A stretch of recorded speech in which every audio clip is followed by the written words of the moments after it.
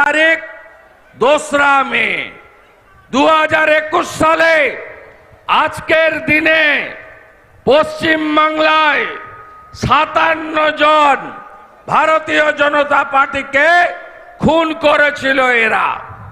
2001 সালে আজকের দিনে ফলাফল বেরিয়েছিল, আমরা 77টা আসন পেয়েছিলাম, ওরা জিতেছিল সংখ্যাগরিষ্ঠতা পেয়ে।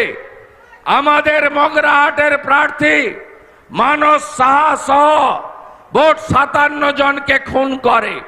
ঝাড়গ্রামে 2, পশ্চিম মেদিনীপুরে 3, পূর্ব মেদিনীপুরে 2, অবিভক্ত মেদিনীপুর জেলায় 7 জন আত্মবলিদান করেছিল।